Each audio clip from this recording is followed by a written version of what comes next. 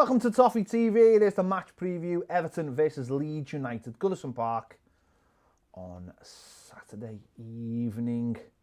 Interesting game because Leeds obviously come up from the Championship and they've had a decent start to the season. You know, they started really well. They've tailed off in the last couple of weeks. You know, maybe injuries, suspensions, that kind of thing starting to hit. And obviously with Everton doing likewise as well, starting off the season really well and having obviously back to winning ways on Sunday. It's going to be a very interesting game, I think, on Saturday. Tough game, very tough game. You're right, they were unlucky at Anfield on the opening game of the season, weren't they? And lost to a last minute penalty, 4-3, and showed everyone what they meant, what they were all about, and have won 3 of their opening 9 games. So, good start, midway up the table, really, where are they? 14th, but the one win off 8th place. So, they've done okay. You're right, they've had a couple of bad results of late, the 3 games without a win, a couple of home defeats and stuff, but Mario Bielsa and his attacking team with his 5 players up front and all that at times make for an interesting watch. Very difficult game. Yeah, it's they surprised me. I know teams come up from the Championship with varying degrees of success. Let's be honest, it's mad. Obviously we've had Wolves, who are completely different to everyone else, just because they came up. They'd had a year basically in the Championship as a Premier League team, and they've added to that as a structure. Leeds do remind me a little bit of that. They're finding the feet in the Premier League, but you can see that what they want to do, and the fact that it was the year before they never got up, even though they had a good side. And again, that probably comes down to what Bielsa demanded of them more than anything else. I don't know if anyone's watched the documentary on them, but in that documentary you could see that the amount of injuries they picked up in that season was absolutely incredible. And I don't know whether last season they were almost helped by the break with the coronavirus, allowing people to settle down a little bit, get those energy levels back for the final games. And I suppose that's where they're going to find it tough this season. But you can see the difference between them and the likes of West Brom and Fulham. It is very strange how teams can be, points-wise, not that far away from each other in the Championship, because it's not like Leeds ran away with it last season. And yet when they come to the Premier League, how some teams are completely so much more equipped and have that understanding. And I think that's maybe where a manager like Bielsa really helps, but have that real understanding of what it takes to be in the Premier League, or the tactics it takes. Whereas some teams, we see Norwich, we see West Brom, Fulham, they come up, and although Sheffield United did a good job last season, it is strange how some adapt and some don't. Well, he's obviously a very good manager, isn't he? Tactically very astute, big good spells in France, Spain, went to Leeds, and you're right, to pick them back up after they got so close, beaten by Derby, weren't they, in the semi-finals of the playoffs. Yeah. Unbelievable game at Ellen Road, and Derby ended up getting there and then didn't get up themselves. They lost in the final.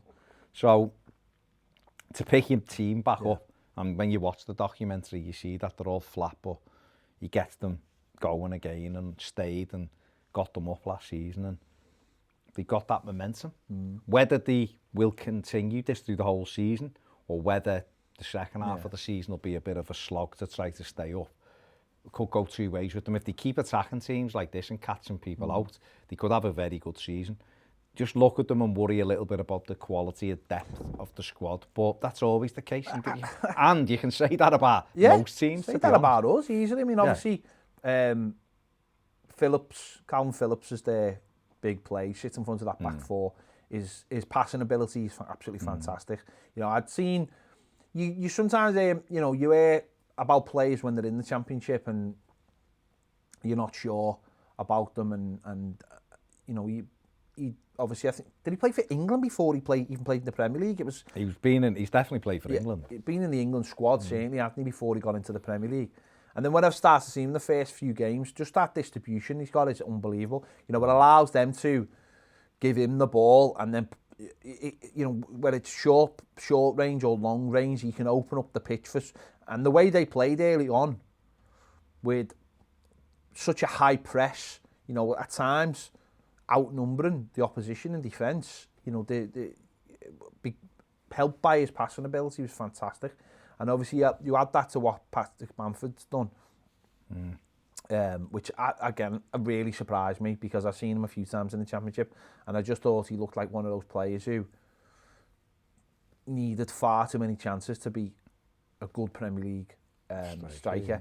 And he's, you know, but listen, the kid's worked hard. He was at Chelsea, he went to Palace, didn't he? And ended up at Middlesbrough, and now he's at Leeds, and he's had a good start to the season. Everything, you know, it's one of those. Everything he hits seems to go in at the moment. So we'll have to obviously look out for him on Saturday and make sure we cut the chances down. But they're a very workman-like side, more than workman-like side. And as you said, then coming into that December time, January time, it's going to be interesting how they deal with it. But on the flip side, what I would say is, coming out the Championship, they'll have been used to playing a lot of games anyway, a lot of midweek games. So it's whether, yes, they'll be used to that, but it's whether they've got the extra ability if those key players are missing. Yeah, they play 46 games a season in the Championship.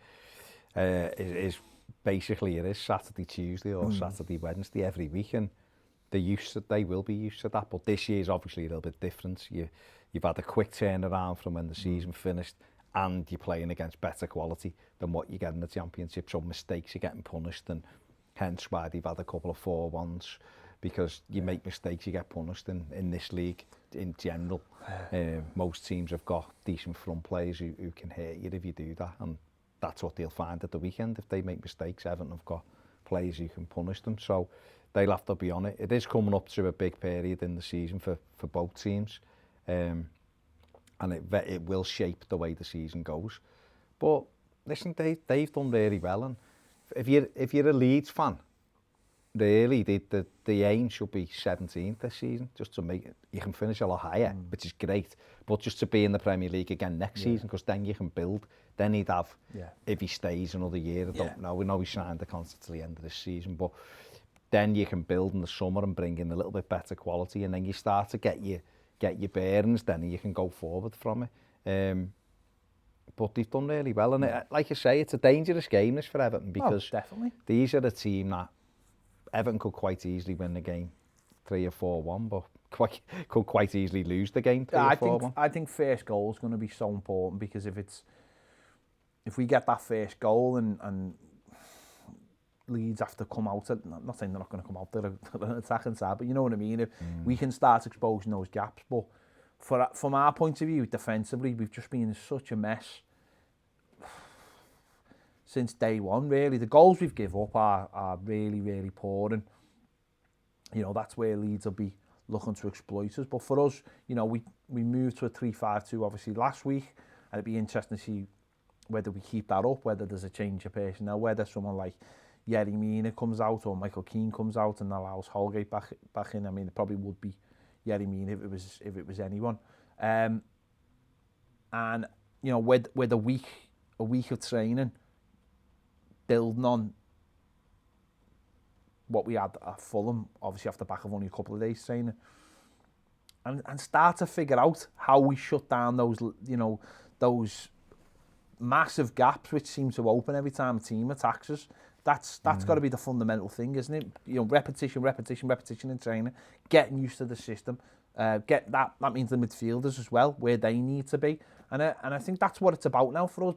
We know we've got goals in us, but it's about shutting it down at the other end. And if we could do that, which is it's not even like, what's funny about Everton is, this is not even a case of, well, you're going to concede goals because you score goals. It's like the two things don't even align, do they? It's like we could easily score all our goals and still have a very tight, ship at the back, very easily. And that's hopefully that we start to see. But and I look at the league and I think we start keeping clean sheets, we'll pick up wins. Yeah, easily for me. I know that sounds, well, you know what I mean. No, but I think that what you're saying is for the first time in a few years, you can tell this team's got a lot of goals in it. It's got goals from everywhere. You know, that's how it feels anyway. You know, you've Hammers, you've got the core, you've got his first goal last weekend, but I expect him to score more. You've got the front two who will get goals in them. You know, Luca Dean is capable of putting the ball in the net, with dangerous from free kick. Well, sometimes with dangerous from set plays. You know, a Wobie, if he plays off the right, you know, maybe way in. So we create a lot of chances, and we are capable of scoring goals. It's the keeping them out that's been the issue. We've had one clean sheet, which was on day one, and we've not done it since. And that's got to become a priority at some stage, because if you can start becoming, look at Spurs. Yeah, Spurs are built on nicking a goal now under Mourinho and making sure they're tight. And if you then can create for Harry Kane, he's going to score, or Son, he will score. Yeah. But if you keep it tight at the back, they know they can do that. The top of the league by doing it. You know, that's exactly what they're doing. So Everton have got to quickly figure that out, because teams who figure that out generally do quite well in this league. Southampton, another one, are very solid at the back, and they know that they can nick a goal, and invariably it gets them a result. So, and it's not even a personnel thing, is it? It's more of a shape thing. It's more of a team thing. It's more of, you can't. Okay, you can point your fingers at the weekend and go, Yerry Mina should have done better, or Michael Keane should have done better. But you've got to look at like where the goals come from as well. You know, Fulham's penalty, it's a simple 1-2. It's a runner coming from midfield playing a little simple 1-2. You stop the freeze frame for the second goal they scored. You know, once Luckman goes past Dean, you've got players just all standing around. It's not just one. It's two centre-backs are doing the same thing. Exactly, you know, they're in wrong positions. The core is in goal side of the player who eventually scores. That no one's taking responsibility, and I think that's a big thing as well. People have got to start taking responsibility. We've seen this against Man United as well, where it was like, well, is that mine, man? It doesn't matter, he's unmarked. Go and get him. Yeah. Go and get him. Yeah. And if someone doesn't, someone should be there telling them that they should be doing it. And I think that's where, as a whole team, we've got to get better. Where it's not just if you can see the goal, it's just not just the old head down, you know, Ashley Williams kind of stuff. Yeah, we've got to keep clean sheets. Got to get blocks in. Got to be solid. Got to cut the passing lanes off. You know, too often we'll sit off the team and let them pick us off. It's got to be coherent and hopefully cohesive. And hopefully this week, with the work, hopefully they'll do the work all week, and it will be, because like I said before, these are dangerous. But they're a team that's also -3 in the goals, so they're not exactly great at the back themselves. No, they had a 0-0 with Arsenal at the weekend, but could have gone either. I know Leeds were the better team, but Arsenal did have a couple of opportunities, finished the game with 10 men. We will get chances at the weekend. We will. They will as well. So it's a case of who defends the best, I guess. But there's all, like you say, there's goals in this Everton side, and of that we've got no doubt about. Yeah. We'll score goals. Can we keep them out? Is the biggest thing, and it's a dangerous game. But it's a game that if Everton won, you know, we're on 19 points on Saturday night, then we're doing all right. We're going into a period then where there's a lot of games quickly.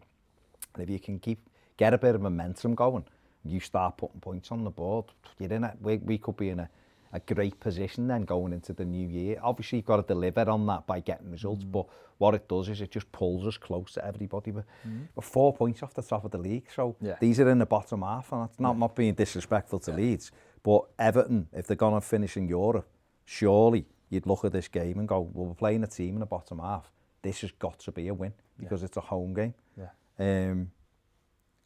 I'll quickly depress everyone with just a few of the stats, that's all. Leeds won the last meeting between the two teams, 2012 in a cup game. The last league victory against Everton was in 2001. Everton have had a clean sheet in the last 10 home games against Leeds. Hang on, the last time we played them, we won 4-0, Baz. That good, isn't it? Exactly, come on, be positive, man. I've just said we've had a clean sheet in the last 10. Man. I've just told you. Everton have lost their last Premier League home game against United. They've not lost 2 on the run since the year before, when we lost to Man City and Sheffield United.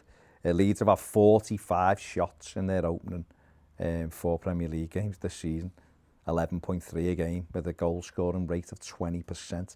Patrick Bamford scored in all 4 of Leeds Premier League away games this season. In the history of the competition, only Thierry Henry at Arsenal in 2001-02 has scored in each of his side's first 5 away games. And since 2018, when Lucas Dean joined Everton. No defender has created more chances than him. He's had 15 assists, creating 159 chances since he joined from and he's obviously a chief creator. He created 5 chances at Fulham at the weekend. So if we can get him and Iwobi into this game, he can cause Leeds real issues, and then it's about getting Richie, Dom in the right areas to score. But tough game, but definitely one we can win. We've got to try and keep a clean sheet. We keep a clean sheet, we'll win this game if we keep a clean sheet. Simple as that. Yeah. So there we go. We'll see what happens. Anyway, let us know your thoughts in the comments. What are you thinking on this one? Are you optimistic, or are you a little bit worried, or do you think Everton have had their bad run now and are about to turn it round and push on? Let us know your thoughts. Give this video a like. Subscribe if you haven't already, and if you want more great videos, join us over on Patreon, where you get exclusive daily videos, exclusive live daily videos as well. If you want to do it, there'll be a link just around here. Click it, get over there, check it out. Thanks for watching. We'll see you later.